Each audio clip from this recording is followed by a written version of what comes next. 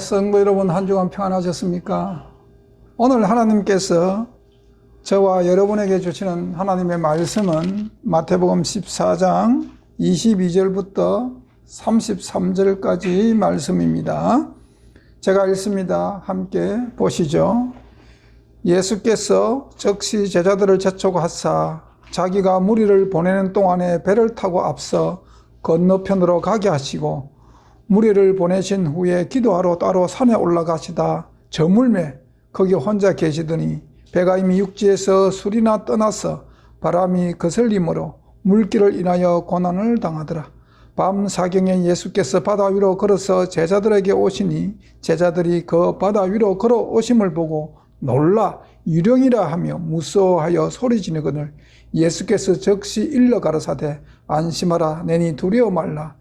베드로가 대답하여 가로되 주여 만일 주시거든 나를 명하사 물 위로 오라 하소서 한데 오라 하시니 베드로가 배에서 내려 물 위를 걸어서 예수께로 가되 바람을 보고 무서워 빠져가는지라 소리질러 가로되 주여 나를 구원하소서 하니 예수께서 즉시 손을 내밀어 저를 붙잡으시며 가라사대 믿음이 적은 자여 왜 의심하느냐 하시고 배에 함께 오름에 바람이 그치는지라 배에 있는 사람들이 예수께 절하며 가로되 진실로 하나님의 아들이로소이다 하더라. 아멘.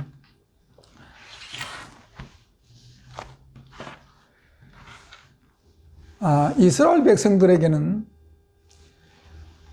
하나님께서 자기들을 선택한 선민이라는 사상도 있었고 또 이스라엘 백성들의 신앙에서는 하나님께서 구약의 많은 선지자들을 통해 가지고 메시아를 보내주셨다는 그 약속의 말씀을 확실히 붙들고 사는 그런 신앙관을 가지고 있는 사람들도 많이 있었습니다.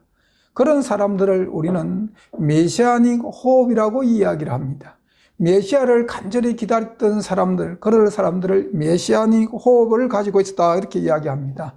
대표적인 인물이 이제 요한복음 1장 45절에 나오는 빌립입니다. 요한복음 1장 45절 제가 읽습니다. 빌립이 나다니엘을 찾아 이르되 모세가 율법에 기록하였고 여러 선지자가 기록한 그 일을 우리가 만났으니 요셉의 아들 나사렛 예수니라. 빌립이 나다니엘을 찾아가 전도할 때 모세의 율법에 기록하였고 여러 선지자가 기록한, 그렇게 다시 말씀은 구약 성경에 하나님께서 약속하신 메시아를 보내줬다는 그 약속한 그 메시아를 지금 빌립이 나다니엘에게 내가 만났다고 지금 자랑을 하고 있는 겁니다. 그 메시아가 나사렛 예수다, 그 이야기를 하고 있는 거죠. 여러분, 모세가 이스라엘 사람들에게 역사서에서 이스라엘 사람들에게 차지하는 비중은 굉장합니다. 이스라엘 역사에 모세와 같은 지도자는 없었습니다. 예수님 오시기 이전까지는 모세를 능가하는 지도자는 없었습니다. 왜냐하면 모세는 신명기 마지막 장에 보면 모세는 하나님을 대면해서 아는 자요라고 이야기할 정도로 그런 지도자가 모세입니다. 하나님으로부터 하나님의 계명과 율법을 직접 하나님으로부터 듣고 이스라엘 백성들에게 하나님의 그 계명과 율법을 반포한 자가 바로 모세 그리스도입니다. 또 400년 동안 종살이할 때, 지긋지긋한 종살이를 할 때 그 이스라엘 백성들을 하나님의 명령에 의해 가지고 출애굽시킨 위대한 지도자가 모세입니다. 그래서 모세의 기록을 지금 빌립이 나다니엘에게 지금 모세가 기록하였다. 모세가 기록하였다. 모세의 그 율법서에 메시아에 대한 기록이 있습니다. 어디 있느냐? 신명기서를 봅니다. 신명기 18장 15절 18절 두 개 말씀 제가 읽습니다. 내 하나님 여호와께서 너희 중 내 형제 중에서 나와 같은 선지자 하나를 너를 위하여 일으키시리니 너희는 그를 들을지어다. 또 18절에 내가 그들의 형제 중에 너와 같은 선지자 하나를 그들을 위하여 일으키고 내 말을 그 입에 두리니 내가 그에게 명한 것을 그가 무리에게 다 구하리라. 모세의 오경을 우리는 흔히 토라라고 이야기합니다. 이 토라의 권위는 이스라엘 백성들에게 굉장합니다. 실로 엄청난 권위를 갖고 있습니다. 여러분, 구약이 이 39번이라고 그 성경이 정경화될 때에, 그게 하나님 말씀 성경이라고 하는 모든 그 책들을 다 이스라엘 지도자들이 성경을 정경화하기 위해서 AD 90년 얌리에서 모여가지고 이것이 성경이라고 선포할 때에 그 54권의 성경책이 왔는데 그 54권의 성경책을 이 성경책 중에서 이것이 진짜 하나님의 말씀이고 어떤 건 하나님의 말씀이 아니라고 분류할 때 그 기준으로 삼았던 그 책이 토라 모세오경입니다. 그리고 신약 성경 27권을 정경화할 때는 구약 성경이 그 기준의 잣대가 되었죠. 그러니까 성경 66권 전체가 하나님의 말씀이라고 정할 때에, 정경화할 때에 기준 잣대가 뭐냐? 모세오경의 토라입니다. 토라에 부딪히는 모든 것들은 다 성경에서 제외시켜서 외경으로 처리했습니다. 그렇기 때문에 토라는 이스라엘 백성들에게 굉장히 권위 있는 책입니다. 그 토라에 모세가 지금 메시아에 대해서 언급해 나왔습니다. 예. 이스라엘 역사에서 그렇기 때문에 모세가 말한 그 말은 굉장히 권위가 있고 다른 어떤 선지자보다 더 엄청난 권위를 갖고 있습니다. 그래서 예수님 당시에도 유대인들, 하나님의 율법을 강론하고 하나님의 계명을 강론하고 그들이 뭐 그렇게 할 때에 가장 상석이 모세의 자리입니다. 모세의 자리. 그만큼 그 모세는 이스라엘 유대인들에게 권위 있는 지도자요. 그 모세의 자리는 권위의 상징인 자리입니다. 그런데 그 모세가 하나님부터 직접 하나님의 법을 받아서 이스라엘 백성들에게 전해준 말씀들이 토라에 기록됐기 때문에 그 어떤 다른 역사서보다 모세오경의 이 토라는 이스라엘 유대인들에게, 이스라엘 백성들 유대인들에게 굉장히 권위 있는 책으로 받아들여집니다. 그런 모세가 직접 언급했습니다. 지금 빌립이 그 이야기를 하고 있는 모세가 기록했다. 그 메시아. 세월이 흘러도 유대인들 마음속에는 항상 모세를 비롯해서 구약 성경에 많은 선지자들이 기록된, 특별히 이사야서에 보면 메시아에 대한 그런 예표의 글들이 굉장히 많이 기록되어 있습니다. 그렇기 때문에 이스라엘 백성들은 항상 올바르게 하나님을 믿고자 하는 자들에게는 메시아닉 호흡의 신앙생활을 갖고 있었습니다. 대표적인 인물인 그 요한복음 4장에 보면 우물가의 여인이 나옵니다. 4장 25절을 제가 읽습니다. 여자가 가로되 메시아 곧 그리스도라 하는 이가 오실 줄을 내가 아노니 그가 오시면 모든 것을 우리에게 고하시리라. 지금 이 우물가의 여인은 신명기 18장 18절에 기록되어 있는 내 말을 그 입에 두리니 내가 그에게 명한 것을 그가 무리에게 다 고하리라. 이 말씀을 확실히 붙들고 있는데 메시아라는 그리스도인이란, 메시아는 히브리 말이고 헬라어는 그리스도라는 뜻입니다. 그러니까 그리스도가 오시면, 다시 말하면 메시아가 오시면 똑같은 말씀입니다. 그가 모든 것을 우리에게 고하시라. 이 우물가의 여인은 이 모세의 신명기 18장 18절의 말씀을 가슴에 담고 살았기 때문에 지금 예수님 앞에 당당히 그 말씀을 지금 말하고 있는 겁니다. 신명기 18장 18절에 하나님께서 내 말을 그 입에 두리니, 내 말을 그 입에, 그러니까 이 말씀의 뜻이 뭐냐면 성경에 많은 신학자들이 나와가지고, 예수님 당시 시대에 많은 신학자들이 나와가지고 이것이 하나님의 말씀이고 뭐 참 번역해서 막 신학적으로 막 그게 유전이죠. 가르쳤습니다. 그런데 하나님께서는 분명히 예수 그리스도의 입에 하나님 말씀의 뜻을 둔다는 겁니다. 이건 오늘날 모든 기독교인들이 굉장히 엄숙하게 받아들여야 됩니다. 오늘도 각 교단이 신학에 치여 있는데 신학이 아닙니다. 장로의 유전으로 하면 망합니다. 하나님은 하나님의 뜻을 누구 입에 두었느냐? 예수 그리스도 입에 두었다는 겁니다. 그렇기 때문에 오늘 우리는 예수가 어떻게 이 땅에서 사셨는가, 어떻게 성경을 해석하고 풀이했는가에 귀를 기울이고 그 예수의 마음 담기를 여러분 간절히 사모해야 되는 겁니다. 우물가의 여인은 비록 그 자비, 그 직업이 창녀였지만 이 하나님의 말씀을 붙들고 간절히 기다렸기 때문에 예수 그리스도를 만나는 축복을 그가 만났습니다. 이렇게 이스라엘 군중들은 메시아를 간절히 기다리고 있었던 사람들도 많이 있었습니다. 그런데 그들이 온종일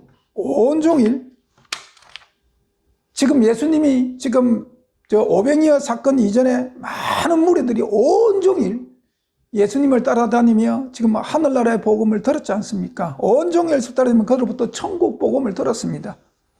네. 그 들었던 사람들이 예수님 입에서 나오는 그 생명의 말씀이 당시 그들이 존경하고 따른다는 종교 지도자들의 말과 그 종교 지도자를 통해서 나오는 말씀과는 예수님 말씀이 본질이 달랐습니다. 예수님 입에서 나오는 모든 말씀들은 유대인들에게는, 그 군중들에게는 마치 하나님의 음성과 같이 그들은 들었습니다. 그들 마음에 찔림이 있었습니다. 예수님의 말씀이 그들의 마음에 새겨졌습니다.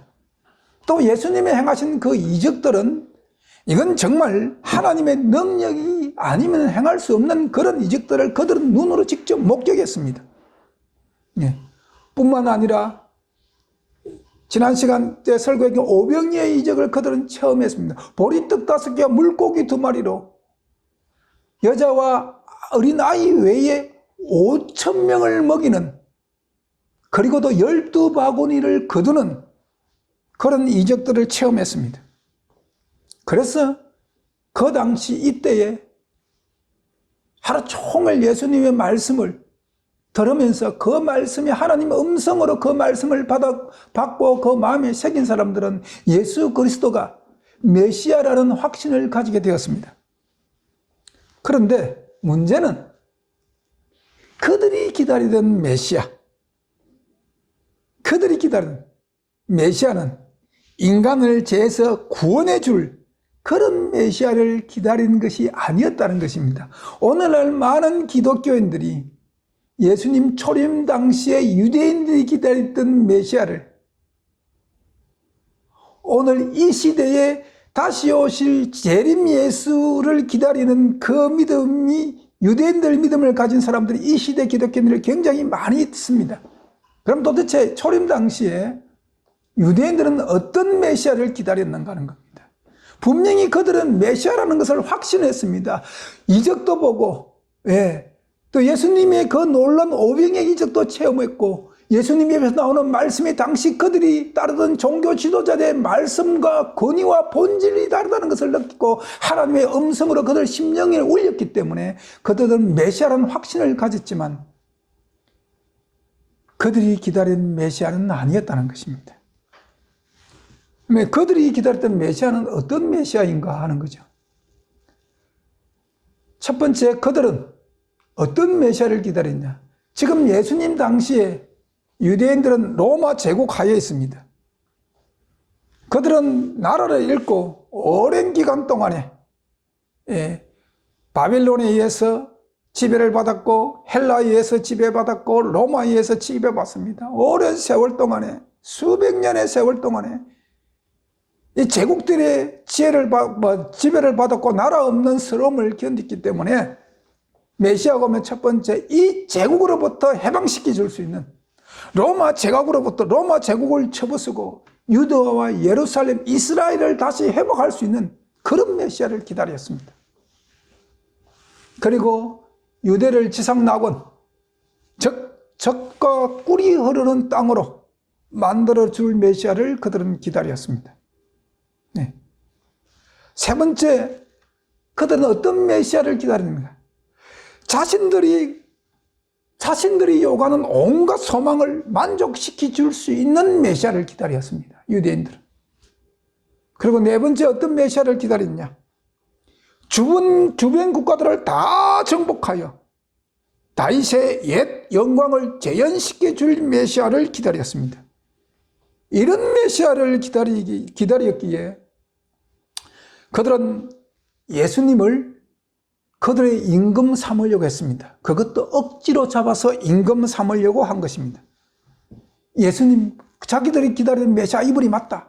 그러면 그분들이 우리가 바라는 이 메시아가 우리가 원하는 메시아의 삶을 살아주기를 간절히 바라는 마음, 이분이 왕이 되면은 우리의 모든 소원이 이루어지는 메시아, 그 메시아를 기다리기 때문에 예수님을 억지로 잡아서 임금 삼으려 한 것입니다. 왜냐하면 예수님은 당시 종교 지도자처럼 부귀영화를 탐하지 않았습니다. 사람들에게 존경받기를 좋아하지 않았습니다. 높은 자리에 앉아 이스라엘 백성들에게 제일 높은 자리는 다윗의 보좌거든요.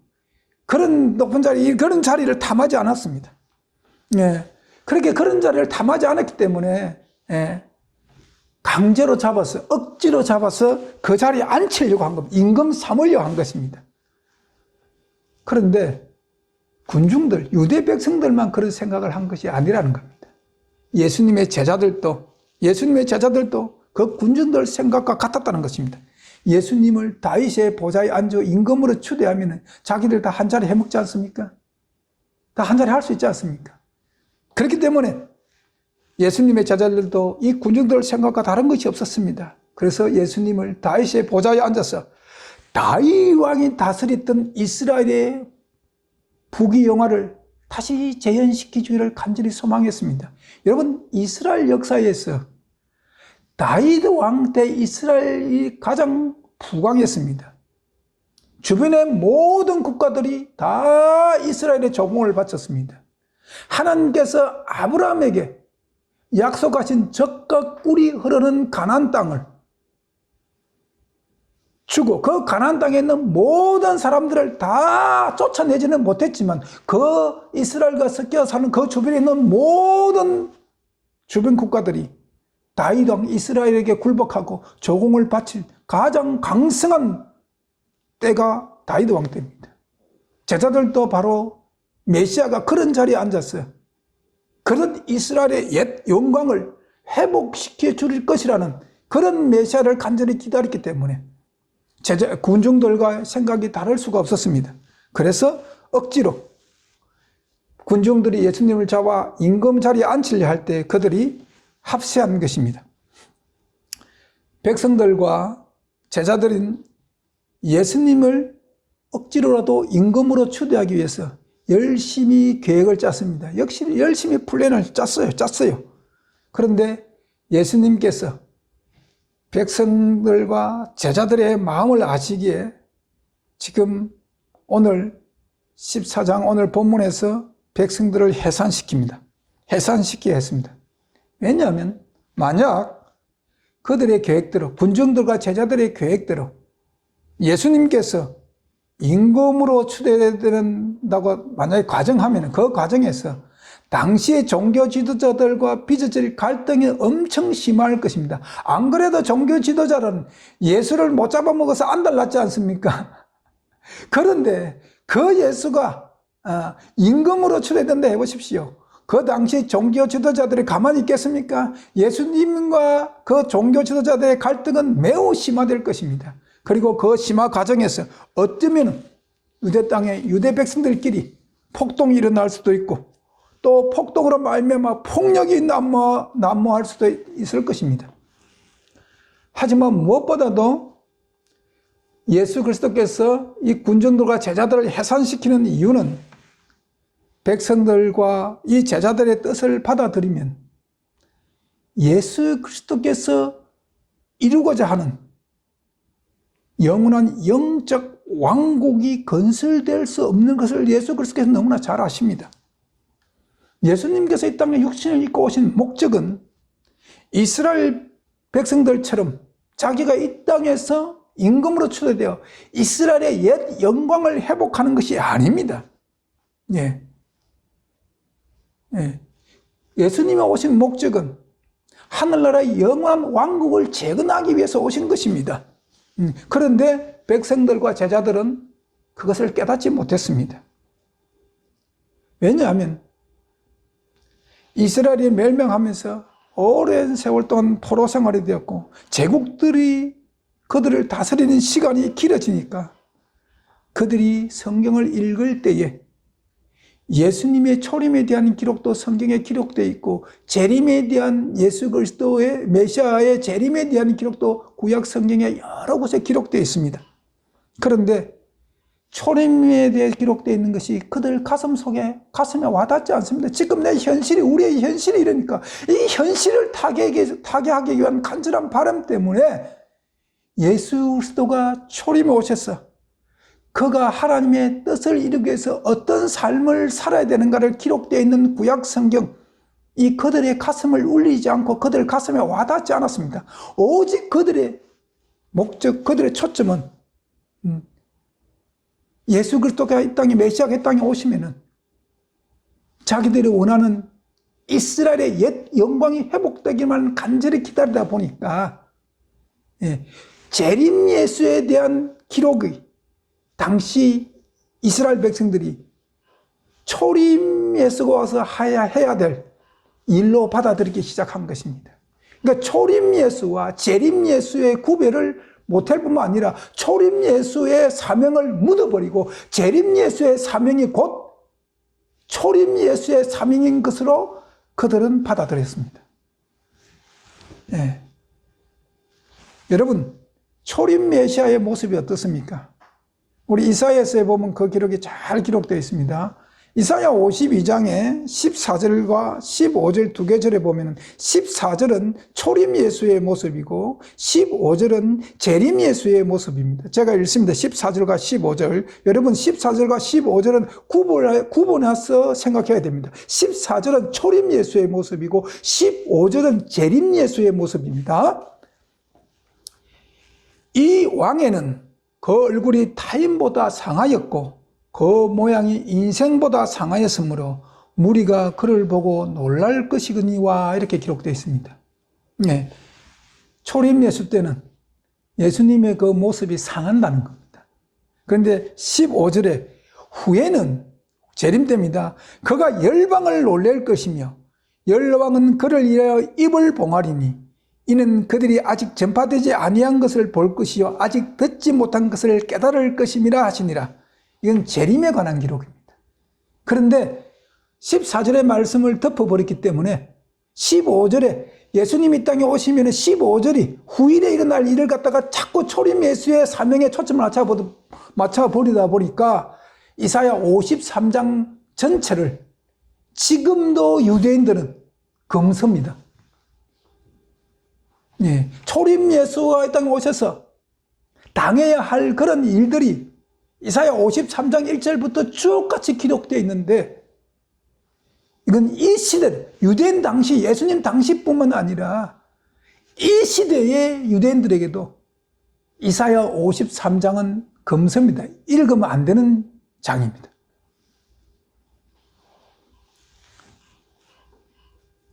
오늘 이 시대도 성경으로 예수님을 믿는 것이 아니라 자기들이 믿고 싶은 예수님을 찾고 믿는 분들이 많이 계시죠. 오늘 이 시대도 이런 분들의 신앙은 기독교 신앙이 아닙니다. 유대인들의 신앙입니다. 유대인들의 신앙을 갖고 있는 것입니다. 예수님은 자신의 초림 사명을 정확히 알고 계셨습니다. 이 무리들을 그렇기 때문에 이 무리를 해산시킬 수밖에 없는 겁니다. 예수님이 이 땅에 임금으로 오신 것이 아닙니다. 이 땅에 인간을 구원하기 위해서 예수님이 이 땅에 오셨습니다. 그렇기 때문에 군중들의 바람을 예수님께서 들어줄 수 없기 때문에 그들을 해산시킬 수밖에 없었던 것입니다. 그래서 제자들을 먼저 배를 타고 가버나움으로 바다를 건너가게끔 하고 군중들을 강제 해산을 시킵니다. 단호하게 명령했습니다. 백성들은 예수님의 그 단호한 그 말씀에 해산할 수밖에 없었습니다. 또 예수님의 그 너무나 단호함에 이게 불순종할 수가 없었던 것이죠. 제자들도 마찬가지입니다. 예수님이 먼저 배 타고 바다를 건너가라고 단호하게 말씀하셨기 때문에 제자들도 그 말씀에 불순종할 수가 없었던 것입니다. 그리고 예수님은 기도하러 산에 혼자 가십니다. 여러분, 예수님께서 지금 군중들 해산시키고 제자들을 지금 배 태우고 바다 건너고 가버나움으로 가게 하고 지금 혼자 산에 올라가 혼자 계시면서 기도하시는데 무슨 기도를 하시겠습니까? 어떤 기도를 하시겠습니까? 우리가 성경에 자세히 기록되어 있지 않지만 아마 예수님은 제자들을 위해서 기도하셨을 겁니다. 제자들이 예수님을 임금 삼으려 한 것을 무산되었기 때문에 거기에 대한 실망, 자신들의 계획의 숲으로 돌아가게 된 무한한 실망과 예수께서 다윗의 보좌에 앉아서 자기들도 한자리에 해먹기를 바랬던 그런 소망은 깨어졌지 않습니까? 산산이 부서졌지 않습니까? 뿐만 아니라 다윗의 보좌에 앉기는커녕 힘없이 조금 있으면 예수 그리스도께서 십자가에 못 박히는 모습을 제자들이 볼 것입니다. 오랫동안 그들이 품어온 저의 소망은 매우 고통스럽고 굴욕적인 모습으로 그들에게 다가올 것이고 그 모습으로 말미암아 그들은 굉장히 실망할 것입니다. 그 실망한 것을 예수님이 아셨기 때문에 제자들의 그 마음을 예수님이 아시기 때문에 제자들이 담대한 이런 십자가를 지고 너의 스승 메시아가 이런 굴욕적인 모습을 당한다 할지라도 성경을 올바로 깨닫고 담대해지기를 간절히 바라는 마음으로 예수님께서 혼자 산에 남으셔서 아마 제자들을 위해서 간절히 기도하셨을 것입니다. 문제는 제자들입니다. 예수님이 문제가 아니라 문제는 제자들입니다. 제자들은 자신들이 그렇게 기다리던 메시아, 그분들의 군중의 절대적인 지지를 받았습니다. 자기들도 그 군중의 지지를 지지하는 그 생각과 맞았기 때문에 어쩌면 예수님을 지금 임금으로 왕으로 지금 추대하는 절호의 기회라고 생각했을 것입니다.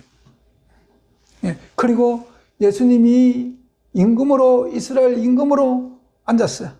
이스라엘 주권 회복뿐만 아니라 이스라엘의 옛 영광을 재현시켜 주기를 간절히 바랬는데 예수님께서 자기들에게 간절한 마음, 그 뜻을 수용하지 않고 군중들을 강제 해산명하고 제자들을 먼저 배 태워서 바다를 건너가게끔 해버렸으니까 그 상심이 자기들 메시아에 대해 그 부풀은 소망이 한순간에 와르르륵 무너지는 그 상심이 얼마나 컸겠습니까? 얼마나 컸겠습니까? 지금까지 예수님을 따라다니면서 예수님의 이 단호한 만큼 해산 명령에 그들이 순종하기는 단호한 명령에 순종하기는커녕 불순종하기가 너무나 힘들었던 겁니다. 힘들었을 것입니다. 그래서 그들의 심정 속에 그들의 실망은 정말 엄청나게 컸습니다. 어쩌면 실망을 넘어서 좌절에 가까운 그런 마음일 것입니다. 그때 혹 그들의 생각에 그들이 그렇게 기다리는 메시아로 이 예수님 자기 스승을 믿고 있었는데 이분이 혹시 우리가 그렇게 기다리던 메시아가 아닌가 라는 생각까지 들었을 것입니다. 제자들은 배를 타고 가버나움을 가고 있는 동안에 자기들 심령 속에 정말 예수 그리스도에 대한 불신이 생기기 시작했습니다. 그때 자신들은 그 불평이 생기고 불평을 하니까 그 불평이 뭘 낳았습니까? 불신을 낳아버렸습니다. 예수님이 자기 원하는 대로 자기들 뜻대로 온 군중이 원하는 뜻대로 임금이 되어서 이스라엘 주권이 회복되면 얼마나 좋은가. 그런데 예수님께서 단호하게 그걸 거절하고 군중을 해산시키시고 자기들을 바다 건너가게끔 했으니까 거기에 대한 실망에서 나오는 불평이 정말 대단했지 않습니까? 근데 그 불평이 불신이 되어서 혹시 메시아가 아닌가 라는 것까지 이르게 됩니다. 그들의 정신과 불신이 그들의 정신과 그들의 마음을 점령해 버렸습니다. 불신이 마음을 점령해 버리니까 다시 말하면 그들이 심적인 것이 그들은 그 마음 심적인 것이 영적 허감 속에 있게 되었다는 것입니다. 빠지게 된 거죠. 그러니까 어떤 일이 생깁니까?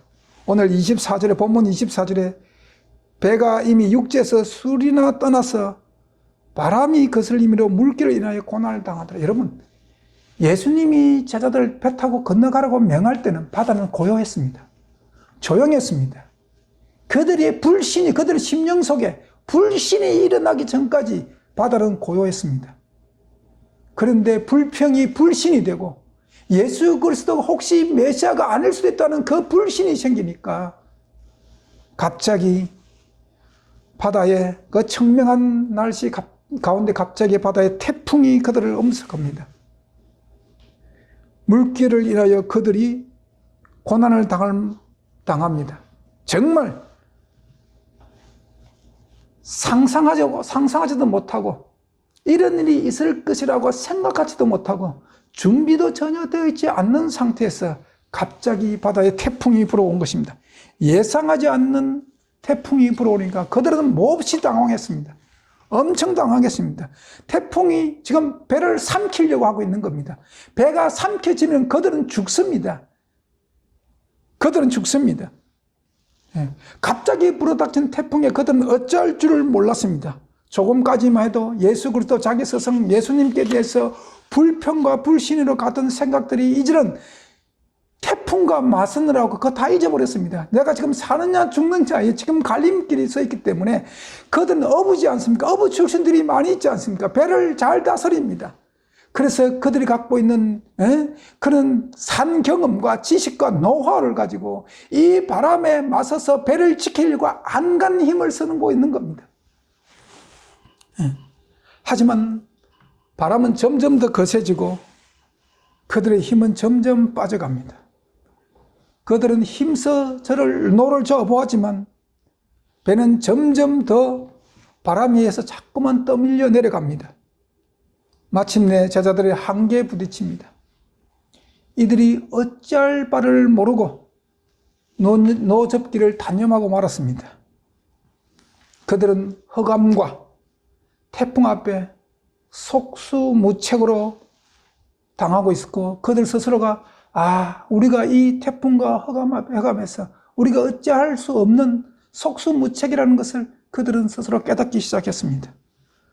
그때 그들은 자기의 스승이신 예수 그리스도를 생각했을 것입니다. 만약 예수님께서 이 배에 함께 그들과 탔더라면 어땠을까? 예수님의 부재를 절실히 깨닫기 시작했습니다. 예수님을 갈망하기 시작합니다. 그때 예수님은 제자들을 잊지 않았습니다. 바다는 겁에 질려 허감과 태풍과 싸고 있는 그 제자들을 예수님은 바라보았습니다. 예수님은 제자들 생각으로 밤 사경이 되었지만 바다 위를 걸어갑니다. 그래서 제자들에게 갑니다. 제자들의 그 위험에 처한 그 환경에서 제자들을 구원하고자 예수님은 지금 밤 사경에 바다 위를 걸어서 제자들을 향해서 걸어가고 있습니다. 여러분, 이 모습을 한번 생각해 보십시오. 여러분들이 허감에 있습니까? 여러분들이 허감에 있습니까? 예수를 찾으십시오.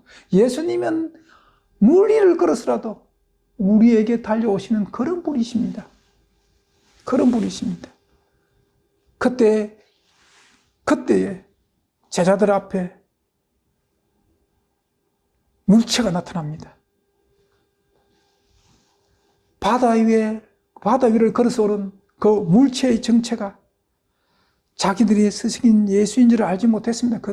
그래서 그들은 그 정체가 유령인 줄 알았습니다. 유령이 걸어오는 걸로 그들은 받아들였습니다. 그래서 그들은 순간적으로 무서워서 소리를 질렀던 것입니다. 그때 예수께서 제자들에게 안심하라, 내니 두려워하지 말라 라고 말씀하십니다. 유령인 줄 알았는데 유령이 아니라 그들의 스승이신 예수님인 줄 알자 그들은 그 마음의 공포가 사라졌습니다. 예수님이 자기들을 위해서, 지금 자기들을 구원하기 위해서 지금 물 위를 걸어서 오는 그 정체가 유령이 아니라 예수 자기 스승이라는 것을 알고 그들 마음 심리 속에 있던 공포가 사라지기 시작한 것입니다. 제자들은 이때까지 사람이 무리를 걸어다니는 것을 한 번도 본 적이 없고 그들이 갖고 있는 지식으로는 상상할 수도 없는 일이 일어난 것입니다. 그리고 그런 귀한 감격을 목격했습니다. 그때에 제자 베드로가 예수 그리스도, 자기 스승 예수 그리스도가 무리로 걸어온다 하는 사실을 아직도 믿기가 어렵어. 그 믿기가 아직도 어려워서 소리를 지릅니다. 베드로가 대답하여 28절에 가로되 주여 만일 주시여든 나를 명하여 무리를 오라 하소서라고 베드로가 소리 지릅니다. 그 베드로의 마음을 예수님께서 읽으신 것입니다. 베드로가 아직도 예수 그리스도가 무리로, 그 스승인 예수 그리스도가 제자들을 구원하기 위해서 무리로 걸어오고 있는 그 사실을 아직도 믿기 어렵다는 것을 그래서 주여 주시거든 나를 무리로 걸어오게 하소서라고 말한 것을 그 뜻을 예수님이 알아들었기 때문에 베드로에게 무리를 걸어오라고 말합니다. 베드로는 예수님을 바라보면서 안심하게 걸어갔습니다. 오직 예수님만 바라볼 때에는 베드로는 무리를 걸어갈 수 있었습니다. 하지만 베드로가 잠깐 눈을 예수님으로부터 돌렸습니다. 돌이켜 주위를 바라보았습니다. 바람을 바라보았습니다. 또는 배에 남은 자기들의 친구들도 바라보았겠죠. 그러자 베드로에게 어떤 일이 일어났습니까? 30절 바람을 보고 무서워 빠져가는지라 소리지를 가로되 주여 나를 구원하소서 하니 여러분 주위를 돌리니까 시야를 예수 위에서 띄니까 바람이 불어닥칩니다. 오늘 이 시대에도 우리가 예수님을 우리 시야에서 놓치는 그 순간 우리에게는 고난이 닥칩니다. 고난이 닥칠 것입니다. 바람이 예수님과 베드로 사이를 갈라놓았습니다. 예수님이 베드로의 시야에서 보이지 않자 베드로는 예수님께서 자신을 물 위로 걸어오라는 그 말씀을 믿고 갔는데 예수님이 자기 시야에 보이지 않자 그 믿음이 무너졌어요. 그 믿음이 무너지니까 그는 물 위에 빠지는 겁니다. 베드로는 자신의 물속에 빠져들어가면서 자신의 시야를, 주위를 돌아보던 자신의 시야를 다시 돌려서 주님을 바라보는 겁니다. 그리고 주여 나를 구원하소서라고 외칩니다. 31절, 32절 말씀 두 개를 제가 읽습니다. 예수께서 즉시 손을 내밀어 저를 붙잡으시며 가라사대 믿음이 적은 자여 왜 의심하느냐 하시고 배에 함께 오름에 바람이 그치는지라. 베드로는 구원의 손을 잡고 나란히 걸어서 자기 친구들이 있는 배 안으로 예수님과 함께 걸어 들어왔습니다. 성도 여러분, 성경을 읽을 때에 또는 성경을 읽고 이해할 때에 반드시 첫 번째 성경을 읽으면서 여러분들이 찾아야 할 것이 뭐냐면 이 성경 구절에서 이 테마에서 하나님께서 우리에게 하고자 하는 본 개념이 뭔가를 빨리 찾아내야 됩니다. 본 개념과 보조 개념을 빨리 구별해내야 됩니다. 보조 개념은 본 개념을 설명하기 위해서 있는 것이 보조 개념입니다. 오늘 많은 성도님들이나 목사님들이 오늘 마태복음 14장 이 예수님께서 물리를 걸어가신 이 장면들을 보면서 설교할 때에 예수님께서 물리를 걸어가셨다는 자꾸 보조 개념에 초점을 맞춥니다. 그러면 성경의 문맥을 이해하기가 굉장히 어렵습니다. 오늘 본문은 예수 그리스도와 베드로가 물리를 걸은 것이 본 개념이 아니라 그것은 보조 개념인 것입니다. 그러면 본 개념이 뭐냐? 본 개념은 예수님을 우리의 시야에, 믿는 자들이 예수님을 시야에 놓치는 순간 물에 빠진다는 것이 오늘 이 성경을 통해서 말씀하고자 하는 본 개념인 것입니다. 우리가 예수님을 우리 시야에서 놓치는 순간 우리는 환난과 공고가 우리에게 닥쳐오는 것입니다. 세상으로 눈을 돌릴 때에 우리의 신앙의 시험이 찾아오는 것입니다. 예를 들면 요한복음 2장에 보면 가나안 혼인잔치가 있습니다. 가나는 혼인잔치 이 내용을 가지고 복음성 어린애들 복음성 노래가 있죠. 물 예수님이 말씀하시니 물이 변하여 포도주 됐네 이런 노래가 있지 않습니까? 자꾸 이렇게 보조 개념인 물이 변하여 포도주가 된 것을 자꾸 본 개념으로 초점을 맞춰서 목사님들 설교하고 주일학교 가르치고 하는데 그건 보조 개념이에요. 그럼 본 개념은 뭐냐? 마리아와 하인들이 한 행동이 본 개념입니다. 예수 그리스도께서 무슨 말씀을 하시는 간에 토하지 말고 순종하는 겁니다. 그게 본 개념입니다. 그럴 때에 물이 변하여 포도주가 되는 겁니다. 물이 변하여 포도주가 되는 겁니다. 예.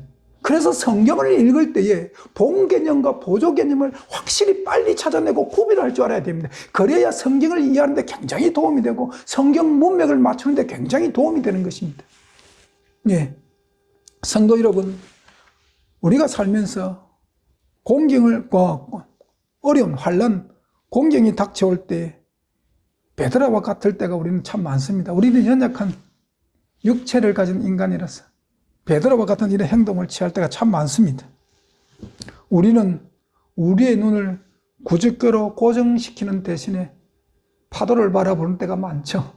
주위 환경을 돌아볼 때가 많습니다. 성도 여러분, 이런 신앙은 기독교 신앙이 아닙니다. 기독교 신앙은 오직 예수입니다. 오직 예수입니다. 제자들이 왜 바다에서 태풍을 만났습니까? 그들의 자신의 생각으로 예수님을 따라다녔습니다. 자신의 계획대로 예수님이 허락하지 않으시니까 그들은 예수님에 대한 불평이 생겼고 그 불평이 변하여 불신이 되어버렸습니다.